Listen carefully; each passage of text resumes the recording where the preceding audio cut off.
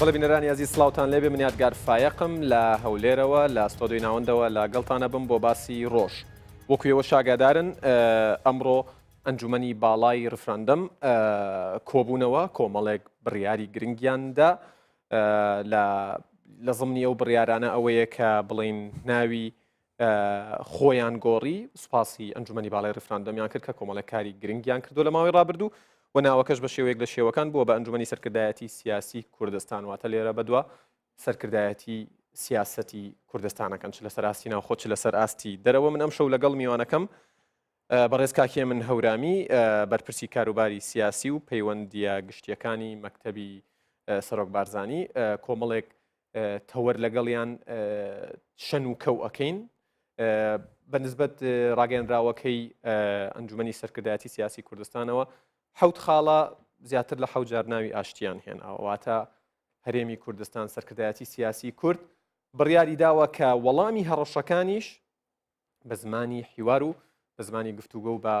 شێوەیەکی ئاشتی بداتەوە من ئەم شەو لەم بەرنامەیە بۆ ئەوی کاتەکە زیاتر بۆ کاگێ من بێت ینی مەبەستمە لەسەر کۆمەڵێک پرس قسە بکەین ئەوانە هەڕەشەکانی عێراق هەڕەشەکانی ئێران هەڕەشەکانی تورکیا ئەو هەنگاوەی کە بۆ نمونە فڕۆکەخانەکانیان داخستووە کاری فڕۆکەخانەکانیان لە هەرێمی کوردستان بە شێوەیەک لە شێوەکان چ لە سلێمانی چ لە هەولێر قەدەغە کردو ئەم هەنگاوە تا چەندە هەنگاوێکە لەگەڵ زمانی گفتوگۆ ئەگونجێت و هەرێمی کوردستان چی بەرامبەرەکەەوە هەروەها وەڵامی سەرکردایەتی سیاسی کوردستان بۆ تەواوی کاردانەوەکان بۆ تەواوی لێکەوتەکانی ڕفرەندەمی سەربەخۆیی 25 ئەیلول کە 92 زیاتر دەنگی بەڵێی بەشداران و دەنگدەرانی بەدەستێنە من زیاتر ناڵێم بەڕێزی من هەورامی بەرپرسی کاروباری سیاسی و پەیوەندیە گشتیەکانی مەکتەبی سەرۆک سڵاوتان لێبێت ئەگەر بە پرسیارێکی باو دەست پێ بکەم ئەمڕۆ ئەنجومەنی باڵای ڕفراندەم کۆبووەوە ناوی خۆی گۆڕی کۆمەڵێک بڕیاریدا بە کورتی و پوختی باسی بڕیارەکان بکەین وە گرنگی ئەم کۆبوونەوەی لە ئێستاە چی بوو پێشەم شتێکم کۆبوونەوە بۆ تاکیدکردنەوە بوو لەسەرەوە هەمانگە سیاسی کە لە نێوان تەواوی هێز و گروپ لایەنە سیاسی و پێکاتە نەتەوەی و ئاینەکانی کوردستان هەیە بەوەی کە ئێمە هەنگاوێکی یەکجار گەورەی مێژوویمان ناوە کە ڕیفراندۆم کراوە ڕیفراندۆم بۆ گەلی کوردستان وەڵامی پرسیارێکی 100 ساڵی گەلی کوردستانی دایەوە کاتی گەلی کوردستان بەدەست کێیە 100 ساڵ بوو بە ئێمە ئەوترا کاتەکەتان لەدەست ئێمەیە لە دەستگەلی کوردستان خۆیانی ئەم ڕیفراندۆمە وەڵامێکی 100 ساڵی بۆ ئێمە هێنایەوە ئارا بەوەی کە کاتی گەلی کوردستان ئێستا لە دەستگەلی کوردستانە ئەویش ئەوە بوو کە لە 25 بە تەواوی دنیای وت کات خۆم بڕیاری لێ ئێم ئایندە خۆم بڕیاری لێ ئێم ڕاستە ڕابردوو ئێستامان ئامراز بۆ بەڵام ئایندەمان ئامانجێکە و ئێمە بڕیاری لێ کۆبوونەوەکە ئەمڕۆ کۆبوون جەختکردنەوە بوو لەسەر کۆمەڵێک خاڵ یەک لەسەر ئەوەی ئیرادەی بەهێزی گەلی کوردستان لەم شەڕی ئیرادا سەرکەوت کە پێش ڕیفراندۆم ئامیز ڕیفراندۆممان پێ تەجیلکان بەس بۆی کەرامەتی ئینسانی کوردستانی بشکێنن بۆی ئیرادەی ئینسانی کورد بشکێنن بۆی ئیرادەی ئینسانی گەلی کوردستان و پێکاتە جیاوازەکانی بشکێنن لەم کۆبوونەوە جەخت لەسەرەوە کرایەوە کە لەژێر هیچ گوشار و هیچ هەڕەشەیەکە گەلی کوردستان پاشەکشە لە بڕیاری 25 ناکە گەلی کوردستان ئێستا لە قۆناغی پاش ڕیفراندۆمایەوەکو چۆن بزەبێت لە قۆناغی دوای ڕاپەڕین دەستپێکێکی نوێی مێژووی بوو بۆ گەلی کوردستان قۆناغی دوای 25 قۆناغێک دەستپێکێکی تازەیە لە مێژووی نەتەوەی خەڵکی کوردستان و پێکاتەکانی کوردستانە لەم کۆبوونەوە جەخت لەسەرەوە کراوە کە پەیامی کوردستان ئەمەیە پەیامی ئاشتیانەیە ئێمە لە بەرامبەر هەڕەشە و گوڕەشەکانی ئەملاولا زمانی ئاشتی بەکارهێنین بەڵام زمانی ئاشتی بە مانای لاوازی گەلی کوردستان نایێنێت چکە و سەردەمە بەسەرچوو بە زمانی هەڕەشە چکە ئێستاش بیرمان نەچێ ئێستا شەڕی ئیرادە لەگەڵ گەلی کوردستان بۆ پەشیمانکردنەوەی لە بڕیاری ڕیفراندۆم بەردەوامە ئەوانەی پێش ڕیفراندۆم دژی ڕیفراندۆم بوون و ئەیانور ئێستا کاتینە ئێستا دوای ڕیفراندۆم هەوڵە هەواڵگریەکانیان هەوڵە میدیایەکانیان جەنگە دەرونیەکانیان گوشارەکانیان بۆ ئەوەیە گەلی کوردستان پەشیمانکەنەوە لەو بڕیاری کە داوێتی بەڵام ئەم قۆناغێکی جیاوازترە کۆبوونەوەی گرنگی ئەمڕۆی سەرکردایەتی سیاسی کوردستان بۆ ئەو بوو کە ئێمە چۆن هەمومان پێکەوە بڕیارماندا ڕیفراندۆم بکەین هەمومان پێکەوە بڕیارمانداوە مامەڵە لەگەڵ نەتیجەکانی دوای ڕیفراندۆما بکەین و ئێمە دەرگای گفتوگۆ داناخین و پێشوازی لە هەر هەوڵێگەکەین کە بیەوێ بە گفتوگۆ نەتیجەی ڕیفراندۆم بۆ گەلی کوردستان بهێنێتە دی باشە کاگێ من خۆت لە قسەکان تا ئاماژەت بە شتێکدا ناکرێ هەراوە بە سەریا تێبپەڕین ئەو هەوڵانەی ینی ئەوترێت ئەرکی سەرکردایەتی سیاسی کوردستان لێرە بەدووە سەختتر ئەبێت تاوەکو قۆناغی پێش ڕیفراندەم و ئەنجامدانی ڕیفراندەم بەڵام ئەو هەوڵانەی لەسەر ئاستی ناوخۆ هەیە ینی بە بەردەوامی ئاگامان لێتی لە تۆڕە کۆمەڵایەتەکان لە کەناڵەکان لەسەر ئاستی تەنانەت هەندێک سیمیناراتیش ئەکرێت بۆ سارکردنەوەی خەڵک بۆ ترساندنی خەڵک چۆن ڕوبەڕووی ئەم پرسە ئەبنەوە پێش ڕێفراندۆمیش ئەم هەوڵانە هەبوون خۆ هەوڵانە بەردەوام هەبوون ئەیانوت ئەگەر خەڵک لەبەر بێموچەیی دەنگ نایە ئەگەر ڕێفراندۆم لە کەرکووکە بکرێ لافاوی خوێن هەڵەسێ لە گەلی کوردستان ئەگەر گەلی کوردستان ڕێفراندۆم کات تەقینەوە ئەبێ دنیایەک بڕوو بیانویان هێنایەوە بەڵام گەلی کوردستان سەلماندی کە زۆر لەو هەوڵانە گەورەترە کە ئەدرێ بۆ شکاندنی ئیرادەکەی ئێستش گەلی کوردستان زۆر لەوە گەورەتر و بەهێسترە کە خەڵکی تر تەسەوری بکە دەست لە نەتیجێ چکە ئەو قۆناغە بەسەر چوو نەسەرکردایەتی سیاسی توانێت دەست لە نەتیجە ڕێفراندۆمی 25 نۆڵگرێ نەگەلی کوردستانیش ئەتوانێت هەنگاوێک بۆ دواوە بگەڕێتەوە بۆی ئەمە بووەتە فاکت بووەتە واقعێک چۆن ڕاپەڕین بۆ فاکت و قۆناغێکی تازە هێنایە ئارا بە هەمان شێوە ڕێفراندۆم بووەتە فاکت و ئەوەی بە فەڕەنسیەکە پێڵێن فین کۆمپلی ینی بووەتە فاکتێک و ئێستا پاشەکشی لێ ناکرێ دوای ئەوەش ئێستا بەپێی تیۆری ئاسایشی ئاڵۆزی هەرێمایەتی ئاسایشی هەموو ڕۆژهڵاتی ناوەڕاست تا حدێکی زۆر پێکەوە بەسراوەتەوە ئەگەر لە وڵاتانی دەوروبەر یان لە عێراق یان لە شوێنەکانی تر بیر لەوە بکەنەوە گوشاری ئەمنی بۆ هەرێمی کوردستان بێنن گوشاری سیاسی و ئیداری بۆ هەرێمی کوردستان بێنن بەو خەیاڵە خاوەی کە بیانەوێت گەلی کوردستان لەم ئیرادەیەی بشکێنن و بەر لە بڕیارەکەی ساردیکەنەوە هەر جۆرە ناسەقامگیرێک لە هەرێمی کوردستان ناسەقامگیری ئیقلیمی لێ ئەکەوێتەوە بۆیە ئێستا ئەو سەردەمە بەسەر چوو پێش ئەنجامدانی ڕێفراندۆمیش دەیان جار جەنابی سەرۆک لە پەیامەکانی ڕایگەیاند و کە ئێستا سەردەمی 60ەکان و 70ەکان و 80ەکان و 90ەکان و تەنانەت 2000ەکانیشنێ ئێستا یەک دنیا خاڵی هاوبەشی بەرژەوەندی ئاسایشی هەواڵگری ئابووری ئاسایشی وزە جیۆپۆلیتیکی واتێک چڕژاوە پێکەڵاوە و ئالۆسکاوە بەیەکەوە کە هەم وڵاتانی دەوروبەر ناتوانن ئەوەی بە فارسیەکان ئەڵێن سیاسەتی ئیعمالی هەیە و سیاسەتی ئیعلامی هەیە ئەوەی تا ئێستا هەیە هەڕەشەی ئیعلامیە بەڵام نەیانتوانی ئەگەر توانایان هەبوایە پێش ڕێفراندۆم هەوڵیانەیە لە ڕووی کردداریەوە پەلاماری گەلی کوردستان بۆی گەلی کوردستان ئەم بڕیارەنەیە بۆی ئێستا ئێمە گەلی کوردستان دڵنیاکەینەوە گەلی کوردستان ئێستا زۆر بەهێسترە لە قۆناغی پێش ڕێفراندۆم چونکە مەشروعیەتی بڕیاری گەل و سیادەی گەل ئێستا لەدەست سەرکردایەتی سیاسی کوردستانایە و پەیامێکی گەورە بوو و ئەگەر سەیری ناخی دەرونی هەر ئینسانێکی کوردستانی بکەی لە 25 بۆ 26 تەحولێکی نەفسی لە ناخیا دروست بووە باوەڕ بە خۆبوونێکی زیاتری لا دروست بووە و ئێستا من ئەتوانم ئەو مژدەش بە گەلی کوردستان لە 100 ساڵی ڕابردەوە یەکەم جارە لەسەر ئاستێکی یەکسان ئینسانی کوردستانی بەرامبەر بە عەرەبێک تورکێک فارسێک ئەتوانێت تعبیر لە خۆی بکە و ئێمە وەکوەوەی کە خۆمان ویستومانە ئێستا هەین چونکە لە 100 ساڵی ڕابردەوە هەمیشە کورد وا مامەڵی لەگەڵاکراوەکەوەی کە دەوروبەر ویستویانە کورد ببێ ئێلا لەژێر سەقفێکی کورد یاریزانە لە گۆڕەپانەکە و یاری ئەکات پێشتر یاری بە کورد دەکرا ئێستا کورد نەک یاریزانە یەکێکە لە یاریزانە هەرە باشەکان کە دەرفەتی گۆڵکردنی زیاترە لە یاریزانەکانی گۆڵێکیشی کردووە کورد بە گۆڵێک لە پێشەوەی باش کاتێک باسی ئەنجامی ڕەفرەندەمەکەین کە ئەوترێت وەکو عەرەبیەڵێت ینی ئەنجامێکی ساحق بوو ینی ئەنجامێک بوو ئەوانەی کە نەیاری کورد بوون بە هیچ شێوەیەک دڵیان پێخۆش نەبوو کاردانەوە و لێکەوتەکانی لەسەر ئاستی عێراق لەسەر ئاستی وڵاتانی دراوسێ و لەسەر ئاستی گیان با لەسەر هەرسێکی بوەستین لە یەکێک لە وتارەکان تاڵی ئێمە و عێراق نە ئێمە دەست لەسەر بەخۆی هەڵدەگرین نە عێراق دەتوانێت ڕێ لە سەر بەخۆیمان بگێت کۆمەڵێک داتات خستۆتە ڕوو کاگێ من ئەڵێ حکوومەتی عێراق و ئیدارەی ئێستای عێراق نە لە ڕووی سەربازیەوە نە لە ڕووی سیاسیەوە نە لە ڕووی ئابووریەوە بە کورتی و کوردی دەرەقەت یاریێمی کوردستان نایەت ئەم تێگەشتن و گەیشتن بەم دەرئەنجام و کۆنکلوژنە لە چیەوە سەرچاوی گرتووە لای تۆ بە هەندێک فاکتە لەگەڵ فاکتەری زەمەنی لەگەڵ فاکتەری تواناکان مەسەلە ئێمە هەرەو نەبوو لە خۆمانەوە ئەم قسە بکەین بەداخەوە ئەو فەرهەنگە باڵا دەستەی کە لە عێراق و لە وڵاتانی تری دەوروبەرە لە 100 ساڵی ڕابردووە هەبووە هەمیشە بە ڕۆحێکی ئیستیعلایی سەیری کوردستانیان کردو هەمیشە کوردستانیان وەکو پاشکۆیەک بینی وەکو کۆیلەیەک مامەڵیان لەگەڵا کردووە ئەوەی کە ئێستا شۆکێک ئەوەی کاندێک وڵاتانی دەوروبەر و بەرپرسەکانیان تووشی هستریا بوون ئەنی بەڕاستی تووشی هستریا بوون ئەمەیە کە یەکەم جارە لە 100 ساڵی ڕابردووە کورد لە دەرەوەی ئیرادەی ئەوان ئەڵێ منیش هەم بەبێ ئەوەی ئێوە تعریفیکەن منبوونی کورد یعنی چی من خۆم تعریفەکەم کە ئینسانی کوردستانی لەم قۆناغا چییە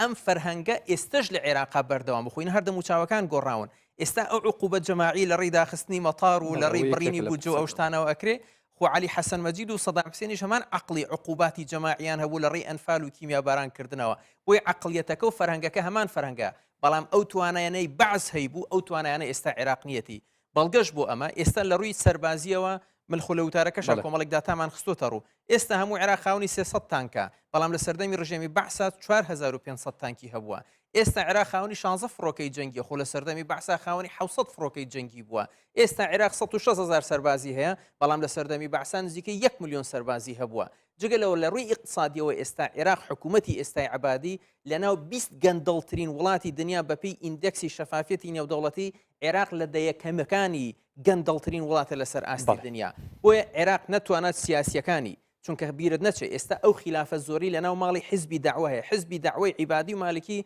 بە سێ لیستی جیاواز خۆیان تۆمار کردو بۆ هەڵبژاردننی ئایندەی پەرلەمانی عێراق ئەو خلافە گەورەی لەناو ماڵی خودی شیعە هەیە ئەو ململانێک گەورەی لە بینی مەرجعیەتی شیعەی نەجەف و قوم و لە مەرجعیەتی کەربەلا و شوێنەکانی تر عەبادی و حەشدی شعبی گەورەی لە بینی عیبادی و حەشدی شعبی هەیە ئەو خلافە گەورەی لە بینی موقتەدا و مالکی و عەمار حەکیم و مەجلیسی عەلا و زۆرێک لەوانەی تر هەیە ئەمانە هەمووی دەرگە لە دابەزینی ئاستی یەدەگی عێراقیش کە ئاماژە ئەوە هیچ مەسەلە عێراق لە ساڵی 2000 عێراق لە ساڵی 2013 71 میلیارد دلار قەرزار بووە ئێستا 171 میلیارد دلار قەرزار بووە عێراق لە ساڵی 2013 71 میلیارد دلار لە احتیاطی بانقی مرکزیە هەبووە ئێستا بەپی ئاخردا تاکە لە بەردەستی ئێمایە 39 میلیارد دلار پاریان لە احتیاطی بەوەشی کە لەناو بازار و سیولەی پێ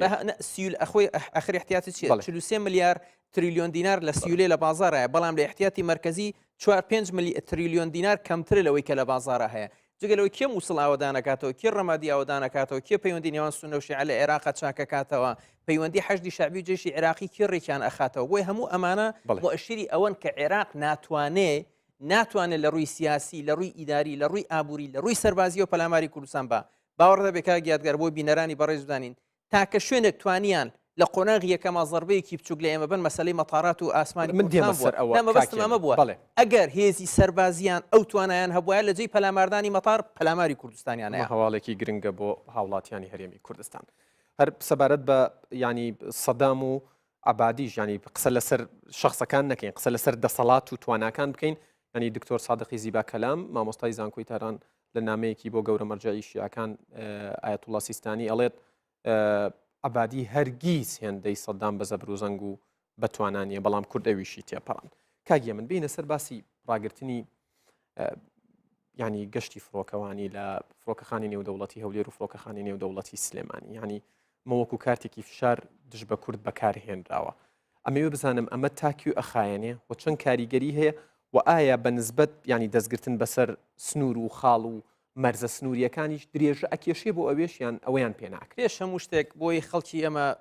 بزانێت پێش ڕیفراندۆمیش جەنابی سەرۆک لە هەموو کۆبوونەوە جەماوەەکان ئەوتوێتی بڕیاری ڕیفراندۆم و بەرەو سەربەخۆی چۆن بێ قوربانیدان ناکرێ ئێستا باسم کرد دەسەڵاتی ئێستای عێراق تەنها بەسەرەوە شکاوەتەوە کە خطوتی دەولی نەهێڵە بێتە هەولێر و بەتاری هەولێر و دهۆک ئەگەر توانای عسکەریان هەبوایە پەلاماری هەولێر و سلێمانیشانەیە نەک تەنها مەتارەکانمان لێ پەلاماری عسکەریانەیە بەڵام ئەوانن ئەزانن ئیرادەی گەلی کوردستان چەند بەهێزە هێزی پێشمەرگی کوردستان چەند بەهێزە و عێراق ناتوانێت بیتوانێت پەلاماریانین مەسلەی مەتارات ئێستا ئەوەی کە کردوانە قەرارێکی سیاسیە چونکە هەتا ئێستا هەردوو فڕۆکەخانەی هەولێر و سلێمانی لە ڕووی تعلیماتەوە لە ڕووی ئەو قانونانەی کە هەیە لە ژێر ئیداری تەیارانی مەدەنی عێراقیا بووە هەتا ئێستا 11 جارشاندی ئیداری تەیارانی مەدەنی عێراقی هاتوتە مەتاری هەولێر و سلێمانی و بە باشترین لە مەتارێک ئەستان شتێک لە عێراق لە مەجای تەیارانی مەدەنی شانازی پێوە بکەن هەردوو مەتاری هەولێر و سلێمانیە مانگی پێشوو وەزیری مواصلاتی عێراق سەردانی مۆسکۆی کردووە وەکو شانازیەک کە بۆی خطوتی جەوی ڕووسی بێنە عێراق بەس تەنها مدیری مەتاری هەولێر و مدیری مەتاری سلێمانی لە خۆی برد ڕووی نەبوو مدیری مەتاری بەغدا و نەجەف و شوێنەکانی تر لەگەڵ خۆی بەرێ بۆیە ئەمە کاگە منەوترێت فڕۆکەخانەی نێودەوڵەتیە دی نەجەفە چییە هیچ ڕێنمایی و هیچ دەسەڵاتی ئەم شتە تەکنیکە ئێمە مەبەستم ئالێرە ئەمەیە ئەمەی کە ئێستا عێراق کردوێتی ئیجرایەکی کاتیە بەڵام حەزەکەم بینەرانی بەڕێزی ئێوەش بزانن گەلی کوردستان و سەرکردایەتی ئەمە و حکوومەتی ئەمە ئەوەندە کارتی بەهێزی لە بەردەستایەکە نەهێڵی ئەم بابەتەوە بەردەوام بێ ئێستا تەنها ئەوەیە عێراق ئەمە خەرقی اتفاقی شیکاگۆی نێودەوڵەتی کردو ئێستا حکوومەتی هەرێمی کوردستان لە ڕێی هەندێک بابەتی یاسایی و خەریکی چارەسەرکردنی ئەمەیە ئەگەرنا ئەو کاتە بین گەلی کوردستان وەڵامێکی زۆر توندی بۆ حکوومەتی عێراق بێت لە ڕووی مەتاراتەوە ئەمە یەک دوو بۆ مەسەلەی ئەو خاڵانەی کە پێڵێن خاڵە سنووریەکان تەمەن خۆ گیفکردنەوەیەک لەلایەن حکوومەتی عێراقەوە هەیە گوایە هێزی عسکەریان ناردۆتە سلۆپی بەڵام هەموو هێزی عسکەری عێراق 35 سەربازی عێراقیان ناردۆ زانیاریەکە بوو کە یەکدوانێکیان ڕایان کردو داوای لجوئیان کردبێ لە ناو خاکی ئێران لە ناو خاکی تورکیا عێراق و ئێران عێراق و تورکیا چیەکەن کەیفی خۆیانە چ دانسێگەکەن چ شەوێکی عسکەری ئەەکەن کەیفی خۆیانە بەڵام حەزەکەم ئەمەش بۆی بینەرانی بەڕێزیش بزانن گەلی کوردستان ئەوەندە بەهێزە سەرکردایەتی ئێمە ئەوەندە خاوەن ئیرادە و عەزمێکی بەهێزە پەیام بە ئێرانیەکانیش درراوە بە تورکیاش درراوە بە حکوومەتی عێراقیش درراوە یەک بست بێنە ناو خاکی کوردستانی عێراق یەک بست ئەمرین بەڵام نایڵین ئیرادەی ئێمە بشکێ لە بەرامبەرەوە یعنی ئەمە بۆ ئەوی هەموو کەسێک ڕوون و ئاشکرا بێ لە لای گەلی کوردستان بە عەزیمەتەوە لەما چونکە ئەمەی کە ئەکرێ بۆ شکاندنی ئیرادەی دوای ڕێفراندۆمە چۆن پێش ڕێفراندۆم ئیرادەی ئێمە بەرامبەر بە کۆمەلگای نێودەوڵەتی ئەمیس فێڵمان لێ بکەن ئەگینا هیچ بەدیلێکی واقعیان نەهێنا بۆ ئارا ئێستاش دوای ڕێفراندۆم هەر قوربانیەکی بوێ ئێمە ئامادەین شەهید بین بمرین لە پێناوی کوردستانە بەڵام نایڵین ئیرادەی گەلی کوردستان بشکێەوە هیچ کەسێک ناتوانێت یەک پست پێ بخاتە ناو خاکی کوردستان. ئەوەی ئەم ڕۆژ لە کەتەلۆنیا بەڕێوە چوو کە هێرشێکی زۆریان کرایە سەر و زۆر لیان درا و زۆر ڕێگریان لێکرا بەڵام لە هەرێمی کوردستان و لە منیتر پیان ناڵم ناوچە کوردستانەکانی دەرەوەی داری هەرم چکە ئێستا لەسەر هەرێمی کوردستان و بە کەرکووک و هەموو ناوچەکانەوە بە پاڵپشتی هێزی پێشمەرگەی کوردستان و دژە تیرۆر و ئاسایش و برایانی پۆلیس و خوشکانی پۆلیس نەیانتوانی ئەو شتە بکەن کاگێ من بینە سەر ئەوەی کە ئەنجومەنی سەرکردایەتی سیاسی هەرێمی کوردستان بەر لە ڕیفراندۆم داوای دیالۆگیە کرد ئێستش دەنگ دلێرتر داوای ڕفراندەمەکە ئێوە ئەگەر بچنە ناو دانوستان و مفاوەزاتەوە مفاوەزات لەسەر چی ئەکرێت مفاوەزات لەسەر سەربەخۆیی ئەکرێ مفاوەزات لەسەر کەمتر لە سەربەخۆیی ناکرێت بۆی بینەرانی بەڕێز ینی ڕوون و ئاشکرا بێ لەلایەن پێش ڕیفراندۆم ئەمراز بووە گفتوگۆش ئەمرازە بەڵام ئامانجە سەرەکیەکەی ئێمە سەربەخۆیی بووە خۆ باسکاڵ یەکێک لە نووسەرە گەورەکان ئەڵێ نەڕابردوو ئامانجە و نە ئێستاش ئامانجە ئایندە ئامانجەکەیە گەلی سەرکەوتو ئەوەیە ڕابردوو ئێستای پێکەوە ببەستێتەوە بۆی ئایندێکی باشتر بۆ گەلەکەی بێنێتە ئارا ڕیفراندۆم ئامراز بووە گفتوگۆش ئامراز بووە پێش ڕیفراندۆم خۆ ئێمە گەر حکوومەتی عێراق ئامادە بووایە بۆ گفتوگۆیەک لەژێر چاودێری نێودەوڵەتی لە ماوەی 2 ساڵە ئێمە بگەینە مەرجەکانی سەربەخۆیی ڕیفراندۆمان نەکرد ئێستاش کە ڕیفراندۆم کراوە دوجار ئەبێ هەمە لەگەڵ عێراقیمە بە گفتوگۆ پرسی سەربەخۆیی یەکلاییکەینەوە بۆی میرانانی بەڕێز بزانن ڕیفراندۆم بۆ گەڕانەوە بۆ پێش گفتوگۆ بۆ گەڕانەوە بۆ پێش ڕیفراندۆم نییە گفتوگۆ بۆ گەڕانەوە بۆ فیدراڵێت نییە چکەم قۆناغی تەواو کۆتایی پێهات ئەم قیادە سیاسی ئێمەش گفتوگۆ لەسەر گەڕانەوە بۆ پێش ڕیفراندۆم کا گەلی کوردستان لی قبوڵ ناکە هیچ کەسێک جورئەتی ئەوە ناکە ئێستا لەمە دووە باس لەوە کات کە ئەبێ ئێمە ڕیفراندۆمان کرد بەستەنا لە پێناوی ڕیفراندۆمە گفتوگۆ لەسەرەوە کرێت چۆن ئێمە و عێراق ببینە دوو دراوسێ باش چۆن کێشەی کەرکووک و ناوچەکانی تر خۆخگەلی کوردستان لەوێ بڕیاریەوە بەڵام ئێمە ئەمانوێت دیسان بەپێی ئەو قۆناغانەی کە پێشتر لە دەستوری عێراقی شەهابوون ئێمە ئامادەین ئەوەندە نەرمیش بنوێنین کە دیسان بەپێی هەمان هەنگاوەکان چارەنووسی ئەو ناوچانە دیاری چکە هەندێک ناوچە هەیە پێویست بەوەکە بەم شێوازانە چارەسەر بکرێت لە کۆتایی ڕاگەیەنراوەکە نووسراوە ئەنجومەنی سەرکردایەتی سیاسی کوردستان داش عێراق ئایا ئەمەش هەر یەکێکە لەو نەرمی نواندنانە کە ئەتانەوێ هەموو شتەکان لەگەڵ حکوومەتی عێراقی بە گفتوگۆ چارەسەر بکرێت ئەمەی کە داش عێراقەکە گفتوگوی زۆری لەسەر کرا ئەمە هەدەفەکە ئەو بۆ جارە ئێمە ئەوەی ئەو دەوڵەتەی کە دروستەکرێت بۆ کوردستانە کە پێش ڕیفراندۆم پێی ئەوترا کوردستانی عێراق و هەرێمی کوردستانی عێراق مەبەستمان لەوەی ئەمە پەیوەندی بە هیچ پارچێک لە پارچەکانی ترەوە نیە و ئەمە نیشاندانی مێسیجێکی گرنگە بەوەی کە ئێمە حدودە نێودەوڵەتیەکانی ئێستای عێراق لەگەڵ تورکیا لەگەڵ ئێران لەگەڵ سووریان ناگۆڕین دڵنیایی زیاترە ئەو حدودەی کە ئەگۆڕدرێتە نا حدودە لە نێوان هەرێمی کوردستانی پێش ڕیفراندۆم لەگەڵ حکوومەتی عێراقا بۆیە ئەم داش عێراق تەنها ئەو ئامانجەکەیتنی جامانجێ ئەت بەسەوەی ئەعلامیەتوان داش عێراقەکەش بەکارنێنن باشە بەکارمان نێناوە ئەنجومەنی سەرکردایەتی سیاسی هەرێمی کوردستان چ بەرنامەیەکی هەیە بۆ ئەم قۆناغە ئەمەی ئێستاکەتیایی لە ئێستاە ئەوەی کە ئەمڕۆ لە کۆبوونەوەی ئەنجومەنی ینی سەرکردایەتی سیاسی کوردستان قسەی لەسەرکراوە یەک سکرتاریەتێک دروستەکرێت لە ناو سەرکردایەتی سیاسیا بۆ ئەوەی هەماهەنگی ڕۆژانەی هەبێت لە ڕووی سیاسیەوە لە ڕووی میدیایەوە لە ڕووی دیپلۆماسیەوە لەگەڵ هەموو پارتە سیاسەکانی کوردستان لەگەڵ سەرۆکایەتی هەرێمی کوردستان لەگەڵ پەرلەمانی کوردستان لەگەڵ حکوومەتی هەرێمی کوردستان چونکە سەرکردایەتی سیاسی کوردستان بەدیل نییە بۆ پەرلەمان بەدیل نییە بۆ حکوومەتی هەرێم ئەمە تەنها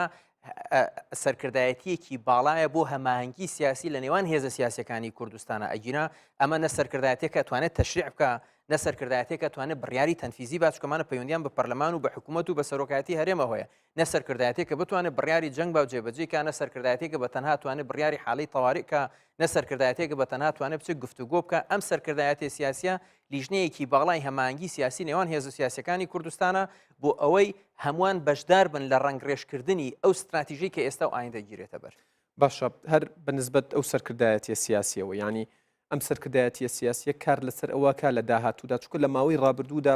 زۆر باسی ئەوە ئەکرا من میوانداری چەندین میوانم کردووە باسی میساقێکی شەرەفیانە کرد باسی پەیماننامەیەکیانە کرد کە پەیماننامەی شەرەف بێ لە نێوان پێکاتەکانی کوردستان لە نێوان پارتە سیاسەکان کە بەرژەوەندی باڵای کوردستان لەسەری سەروی هەموو خاڵەکان بێت ئیش لەسەر شتێکی لەو جۆرە کرێت دەنگی 92.7 لە سەتی خەڵکی کوردستان لە ڕۆژی 25 ژینۆ کە داوای سربەخۆیەکەن و بڕیاریان ناوە گەورەترین میساقی شەرەفە لە نێوان ئەم هێزە سیاسیانەی کە هەیە بڕیاری گەلی کوردستان تەواو چه هێزێک جورئەتی ئەوەی هەیە لەم بڕیارە پاشەکشە بکە چه هێزێک جورئەتی ئەوەی هەیە بڵێ ئەم بڕیارە تەجیل بکرێت چه هێزێک جورئەتی ئەوەی بڵێ ئەم بڕیارە باش ئێمە داوای سربەخۆیی ماگەر با بگەڕێنە بۆ فنەبۆیە بڕیاری ڕێفراندۆم من بۆم باس کردی تەحولێکی نەوعیە گۆڕانکاریکی لە ڕەگ و ڕیشایە لەسەر جۆری بیرکردنەوەی سیاسی ئینسانی کوردستانی لەسەر وەلای سیاسی خەڵکی کوردستان لەسەر متمانەی سیاسی پارتە سیاسەکان بەرامبەر بە دەنگدەرەکانی لەسەر پەیوەندی ناوخۆیی نێوان هێز و لایەنە سیاسیان خۆ تا ئێوارەی 24 مانگیش هەندێک هێزی سیاسی و فیگەرەکانیان دشی پرسی سربەخۆیی کوردستان بەڵام ڕیفراندۆم هێندە لە حیزبە سیاسەکانیش گەورەتر بوو تەنانەت سەرکردەی بەشێک لە هێزەکان کە چوونە سەر سندوقیش نەیانتوانی دژی ڕیفراندۆم و سربەخۆیی کوردستان بەنەخێر دەنگ بن بۆیە ڕیفراندۆم گەورەترین میساقی شەرەفی نێوان هەموو هێز و لایەنە سیاسەکانی کوردستانە کە من پێم وانی هیچ هێزێک جورئەتیەوەی هەبێت لە دەرەوەی ئەم میساقە بتوانێت سیاست بکات باشە بەنسبەت خۆتەزانی لەناو ئەنجومەنی سەرکردایەتی 80 کورسی پەرلەمانی حزوری هەیە واتە تەواوی پێکاتەکان جگە لە گۆڕان و کۆمەڵ هیچ بەرنمەیەک هەیە لە قۆناغی داهاتووە بزوتنەوەی گۆڕان و کۆمەڵی ئیسلامیش بێنە ناوم باسەوە چونکە هەریەک لە کاک عومەری سەید عەلی و مامۆستا عەلی باپیر لەسەر سندوقی دەنگدان دەنگیان بە بەڵێ بۆ سربەخۆیی کوردستان داواتە ئەوان بڕوای تەواویان بە سربەخۆیی کوردستان و بوونی دەوڵەتی کوردستان هەیە وڵی با من حەزەکەم لێرە شتێک ڕوونکەمەوە تەمان سوپاس بوو ئەو بەڵام بۆ ئەبێ من سوپاسی کا عومەری سەید عەلی مامۆستا عەلی باپیرم لەبەرەوەی بە بەڵێ دەنگیان بەسەر بەخۆیانی چ منەتێکە من بەسەر ئەوان نابیکەم یان ئەوان بەسەر ئێمە نابیکەن ئەمە ئەرکێکی نیشتیمانی و نەتەوەیی بووە یعنی نە ئەوان منەت لەسەر ئێمەکەن دەنگیان بە بەڵێ یا بێنە ئێمە منەتێکیان لەسەرکەن بڵێ مادام دەنگتان بە بەڵێ یاوە فەرمون با ئێمە کێشە سیاسەکانی ترمان وەلا بنین بابەتی سربەخۆیی و دەنگدان بە بەڵێ بۆ سربەخۆیی کوردستان لە سەر و ململانە حیزبی و سیاسەکانەوەیە بەڵام لەگەڵ ئەوەشا دەرگای سەرکردایەتی سیاسی کوردستان بۆ هەموو هێز و لایەنێکی تری سیاسی کراوەیە ئەگەر باوەڕی بەوە هەبێ پێکەوە شان بینە بەر بە جێگەیاندنی ئەو بڕیارەی کە گەلی کوردستان لە 25 داوێتی باشە بۆ ئەوەی ئەوانەی دەنگیان بە بەڵێ داوە دڵیان ئاو بخواتەوە زۆر دڵنیابن سەرکردایەتی سیاسی کوردستان لە بەرامبەر هیچ ئەلتەرناتیڤ و بەدیلێک دەستبەرداری ئەنجامی ڕفرەندەمی 25 ئەیلوول لەبێت چ بەدیلێکەیە بەرامبەر بە سربەخۆیی تەنها پرۆسەی گفتوگۆ گەشتن هەیە بۆی گەشتنە سربەخۆیی چونکە تەواو ئەم قۆن کێتوانێت لە دوای ڕاپەڕین بڵێ ئێمە لە ڕاپەڕین پەشیمانی بگەڕێنەوە بۆ قۆناغی پێش ڕاپەڕین چه هێزێک لە کوردستان ئەتوانێت بکە ئەمەش هەمان شتە بۆی گەلی کوردستان لەمە دڵنیا بێ هیچ هێزێک هیچ سەرکردەیەک ناتوانێت بە گەلی کوردستان بگەڕێنێتەوە بۆ پێش 25 ڕەنگە مەسەلەن بە پرۆسی گفتوگۆ دەست پێکە لە کاتێکی دیاری کراوە ڕەنگەمە بە قۆناغ بگەینە ئەم سربەخۆیی تاو سربەخۆیی کە هەیە خۆ مەسەن بەریتانیاش بە ڕێفراندۆمێک لە ئیتحادی ئەوروپی دەرچۆ بەڵام بە 2 ساڵ 3 ساڵ برگزیتەکە ئەباتە جێ باشووری سوودان 7 ساڵ ڕێکەوتنیان لەگەڵ حکوومەتی سوودان هەبوو ڕێفراندۆمیان کرد اینجا سربەخۆیەکان ڕاگەیان کۆسۆفۆ بۆیە ئێمە لێرە ئەڵین پرۆسەکەیە پرۆسەکە گەرنتیە بەڵام تەواو ئێمە چوینەتە ناو مێژووەوە یەکەم جارە گەلی کوردستان بەدەستی خۆی بە بڕیاری خۆی ئەچێتە ناو مێژووە پێشتر ئێمەیان بردوۆتە ناو مێژووەوە پێشتر وا تعریف کراوەکوی کە ئەوان ویستویانە ئێستاش ئەوەیە ئەوانەی دەنگیان بە بەڵێیاوە دڵنیا بن لەوەی هیچ هێزێک و هیچ سەرکردەیەک ناتوانێت بیانگێڕێتەوە بۆ قۆناغی پێش 25 کاگێ من بەشێکی زۆر زۆری بینەران و جەنابت و منیش هاوڕاین لەسەرەوەی کە سەرکردایەتی سیاسی کوردستان گۆڵێکی کردووە سەرکردایەتی سیاسی کوردستان بەرنامەی چییە و چۆن یاریەکە لە بەرژەوەندی کۆمەڵانی خەڵکی کوردستان و گەلی کوردستان کۆتایی پێهێنێت ئەم یاریە ڕاستە گۆڵە کراوە بەڵام گەلی کوردستان چیتر یاریەکە بەردەوامە چیتر دۆڕاو نابێتایە یعنی ئەمە گۆڵی بردنەوە بکراوە گۆڵی دۆڕان و یەکسان بوون و ئەوانە نەبووە ئەمە گۆڵی یاڵتونی بوو ئەمە گۆڵی بردنەوە بووە کە گەلی کوردستان کردوێتی بۆی بێتە ناو ململانی مێژوویەوە کە لەگەڵ نەتەوەکانی تر و نەتەوە من ئیتر لە دوای 25ەوە باوەڕم بە نەتەوەی سەردەست و نەتەوەی ژێردەست نەماوە ئیتر ئێمە هەمومان نەتەوەکانی ناوچەکەین ئەمەیە تووشی ئەوەی لە زەهنیەتی هەندێک لە نەتەوەکانی سەردەست لە ناوچەکە هەیە ئەمە تووشی شۆکی کردوون کە چۆن ئەبێ کورد بەبێ ئیرادەی ئەوان ئاراستەیەکی مێژووی بۆ خۆی هەڵگرێ لێرەوەیە کە ئێمە ئەڵێن ئەمە گۆڵی بردنەوە بکراوە بەڵام ئێمە بە عەقڵێکی شۆڤینی مامەڵە لەگەڵ ئەم نەتیجا ناکەین ئێمەمانەوێت برابین لەگەڵ تورک برابین لەگەڵ فارس برابین لەگەڵ عرب هیچ کێشێکمان لەگەڵ لە مەتنەتەوەکانان نیە و ئەمانەوێت چۆن ئێستا کوردستانی عێراق پێشتر لە تا 25 چۆن هاوکار و هاوپەیمان بووە چۆن فاکتەری سەقامگیری بۆ لە دۆش بەردەوام بێ. بەڵێ کاگیە من بەنسبەت وڵاتانی دراوسێەوە بە تایبەت تورکیا و ئێران لە ڕووی گوتارەوە واتە بەزارەکی درێغیان نەکردووە لە هەڕەشەکردن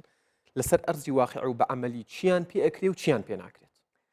ئێمە لە 25 ساڵی ڕابردوو 25 ساڵی ڕابردوو دەرمان خستەلمانمان کە هەرێمی کوردستان هەرێمێکە فاکتەری سەقامگیری بۆ ئێران فاکتەری سەقامگیری بۆ تورکیا هەرێمێکە بازارێکی گرنگە بۆ ساختکردنەوەی زۆرێک لە کاڵەکانی تورکیا زۆرێک لە کاڵەکانی ئێران و بۆ معلوماتی بینەرانی بەڕێز و خۆشەویست 4% GDP تورکیا کە ئەکاتە کوی گشتی بەرهەمی ناوخۆیی لەسەر هەناردەکردنی شتومەکەکانیان بۆ کوردستان ڕاوەستاوە. تورکیا ڕۆژانە 40,000 بەرمیلەوت بەرهەمێنێ بەڵام پێویستی بە 700,000 بەرمیلە ئاساییشی وزەی تورکیا تا حدێکی زۆر لەسەر هەرێمی کوردستان ڕائەوەستێ. تورکیا ساڵانە تقریبان 10 میلیارد دلار مامەڵی تیجاری لەگەڵ هەرێمی کوردستانە هەبوو. هەرێمی کوردستان سێم بازاڕی گەورەیە بۆ تورکیا لە دوای ئەڵمانیا و رووسیا یەکەم بازاڕی نەناو هەموو دراوسەکانێتی لەسەر ئاسیر هەموو ئەو دراوسیانەی کە تورکیا هەیەی بۆیە ئەگەر ئێمەش بمانەوەی حدود بەسەر تورکیا قەپاتکەین ئابووری تورکیا ناتوانێت ئەم حدود ئەگەر تورکیا بەردەوام بێ کورد بە دوای شوێنگرەوەی تورکیا گەڕێ ئێمە هەوڵین ئێمە کۆمەڵێک ڕێککەوتنی ئێنەرژی نەوتی لەگەڵ تورکیا هەیە و ئەم ڕێککەوتانە بۆی بینەرانی بەڕێز بزانانی ئیلزامێکی قانونی لەسەر حکوومەتی تورکیا و حکوومەتی هەرێمی کوردستان هەیە کە هیچ هێزێک نە حکوومەتی تورکیا نە حکوومەتی هەرێمی کوردستان ناتوانێت بە بیانووی سیاسی عەرقەلە بۆ کاری ڕۆشتنی نەوت و گازی هەرێمی کوردستان دابنێت چونکە لە بەردەم محکەمەی نزاعاتی دەولی تووشی لێ پێچینەوەی یاساییە بن 15% سادراتی ئێران بۆ هەبوو بازارەکانی هەرێمی کوردستان دێ لە 26 ساڵی ڕابردووە هەرێمی کوردستان ئارامترین حدودی ئێران بووە بە پێچوانی حدودەکانی ئێران لەگەڵ ئازربایجان و ئەفغانستان و پاکستان و خەلیج و ناوچەکانی تریش بۆیە ئێمە هەمان لەسەر هەمان سیاست و فاکتەر بەردەوامە بین و ئێمە احترامی دراوسێتی ئەگرین بەڵام تورکیا و ئێرانیش ئێمە هیوادارین لەسەر ئەم سیاستە بەردەوامین بەوەی کە فاکتەری سەقامگیری بین بۆ یەکتری بەڵام بە سەراحەت ئەیڵین گەلی کوردستانە بێن پەیامە باش بزانێت ئەو سەردەمە بەسەر چوو سەردەمی حلفی بەغدا و سەعداباد و لۆزان و ئیتفاقی جەزائیر بێ بە قەڵەمێک بە ڕێککەوتنێک بیانەوە هەرێمی کوردستان هەرێمی کوردستان بەلاو ناچێ و هەرێمی کوردستان ئەگەر ناسەقامگیری لە هەرێمی کوردستان دروست بێت دڵنیاتانەکەین سەقامگیری زۆرێک لە وڵاتانی ناوچەکەشەکەوێتە ژێر مەترسی. باشە هاوڕێیانم پێمەڵەن کاتم تەواو بۆیە من پرسیارێکەکەم گەر جەنابی شت کورت و پوختوەڵام بیتەوە سپاس دەکەم. بەڕێز سەرۆکی فەرەنسا ئیمانوئێل ماکرۆن ینی لە ڕێگەی کەناڵە ڕسمیەکانەوە لە ڕێگەی کۆشکی لیزیەوە بانگشتی بڵین کاک مەسعود بارزانی سەرۆکی ئەنجومەنی سەرکردایەتی سیاسی کوردستان و سەرۆکی هەرێمی کوردستان کردو بۆ فەرەنسا و هەروە بانگشتی بەڕێز حەیدەر عەبادی کردو سەرۆکوەزیرانی عێراق بۆ ئەوێ لە کەناڵی فرانس 24 وا بڵاوکرابەوە کە کۆشکی لیزیە شتێکەڵێ بەڵام نووسنگی حەیدەر عەبادی ئەڵێت بۆ باسی کورد نییە بەڵام ئەوان ئەڵێن بۆ باسکردنە لە کورد کاک مەسعود بارزانی ئەو سەردانە کات و ئەگەری کاکەی کات هەتا ئێستا ڕاستە جارێک بە تەلەفۆن سەرۆک ماکرۆن لەگەڵ سەرۆک بارزانی تەلەفۆنی کرداوای لێ کرد کە سەردانی پاریس کات جەنابی سەرۆکیش پێی وتووە کە دوای ڕێفراندۆم هەر کاتێک بگونجێ ئێمە ئامادەین دیارە ئێستا لەگەڵ عیبادی قسە کراوە بەڵام سەردانی سەرۆک بارزانی هاوکات نابێت لەگەڵ سەردانەکە عیبادی بەڵام سەرۆک بارزانی هەر وەختێک دعوتێکی ڕسمی تایبەت بکرێ سەرۆک بارزانی ئامادەیە. باشە بەڕێزیە من هەورامی بەرپرسی کاروباری سیاسی و پەیوەندیە گشتیەکانی مەکتەبی سەرۆک بارزانی زۆر سپاس بۆ ئەم دەرفات. بەڵێ بینەرانی ئەزیز باسی ڕۆژ کۆتایی هات ئێوە و کوردستان بەخوای گەورە ئاسپێت.